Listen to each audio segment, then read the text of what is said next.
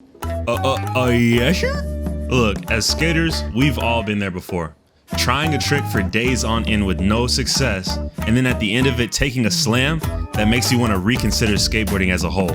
Today we're going to talk about a practice method that will help you reach your goals in a minimal amount of time while allowing you to avoid those day-ending slams and the injuries that will put you out for months. But before we get to that, I just want to say thank you to everybody. We just hit 295 subs at the time of recording this. That's ridiculous! I know I said it in the last video, but it's so crazy and it feels so good just to see people in the comments talking.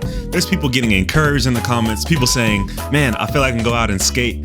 That's what I love to see. That's what I love to hear. You guys are making my day when I wake up and I read those comments and I'm like, man, I inspired someone to get out and skate. So I appreciate that. I just want to let y'all know we're building a community. This is not just stopping at tutorial videos and commentary videos. So stick around for the ride. Let's not waste any more time. Let's get right into the video.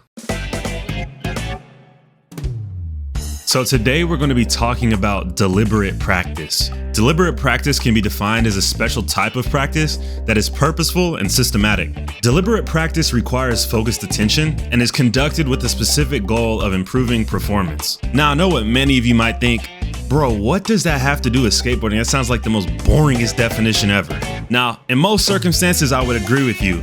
If this method did not help you reach your goals in such a short amount of time. But for this to happen, we have to rebuild the way we practice skateboarding. And by doing this, we can increase the amount of tricks we land and decrease the amount of injuries we may have. Before we go on, if you haven't already, go take a look at my one concept to help you with every skate trick video. In that video, I discussed the building blocks of most every skate trick, and this helps us build a foundation so that we then can build each of our skills on top of it. So the first thing to realize when it comes to deliberate practice is that some trick tip videos don't work for everybody. First things first, you're gonna wanna put your foot in a kickflip position. It's gonna be about a 45-degree angle. This is where deconstructing comes in. Being able to deconstruct your tricks down to their smallest parts will help you improve as a skater so much quicker than just banging your head against the wall and trying to land a trick over and over. Jamie Thomas has a 9 Club interview where he talks about how Rodney Mullen and even Chris Cole have the ability to do this, and this clip really gives you a sense of how valuable that skill is. Let's take a look. I think there's a certain level of understanding that a person can have to where they can break anything down into much smaller parts than everyone else. Mm-hmm. And I think that Rodney Mullen is the epitome of that in skateboarding. Definitely. And, and Cole has a bit of that. Mm-hmm. It's a bit savant, it's a bit like you have this extreme heightened awareness about the minutia of of skateboarding. A key takeaway of what he just talked about is how recognizable this trait that they both have is when you watch them skate. If you watch some recent Chris Cole videos, he looks like he's doing the tricks with a minimal amount of wasted effort. Cole has an ability to convey the most important aspects of a trick. So if you're gonna go and try it, you have the most important elements in place and you got a way better chance of success, even if you don't even know what you're doing, just based on the fact that he's given you the best tips that have ever been given. From that video, we can see how valuable deconstructing your tricks is. This way of practicing also allows you to fine-tune what you're doing for your body specifically, how your body moves. I think it's important to note that later on in this video, Jamie talks about how there is pride that was holding him back from thinking about doing a trick this way or thinking about trying and learning a trick this way. So I took what Cole told me and then I saw what I saw with Aunt Travis.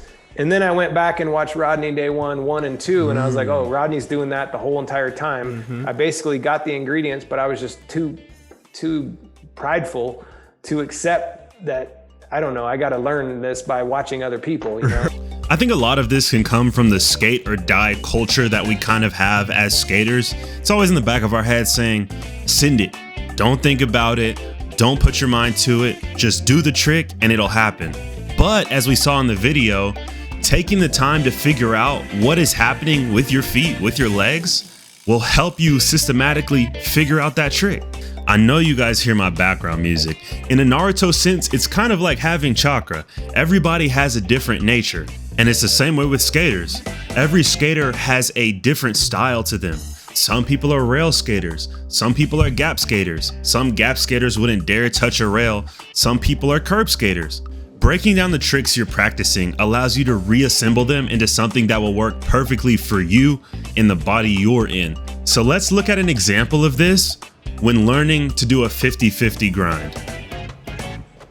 Breaking down this trick, we want to first look at the prerequisites. Can you ollie consistently? Can you aim your trucks while ollieing? Can you ollie up obstacles? After establishing that baseline, then we can move on to what are common areas of failure for this trick. How are you approaching the ledge of the rail? Where are your feet before you ollie? Are you landing in a balanced position? Are you slipping out? If so, what direction? And are you jumping with equal balance in each leg? After breaking it down into all these parts, after each try, assess where you failed. And after each make, assess where you went right. How did it feel? Think about it. This helps you improve on your mistakes, and you're getting better every try by doing this.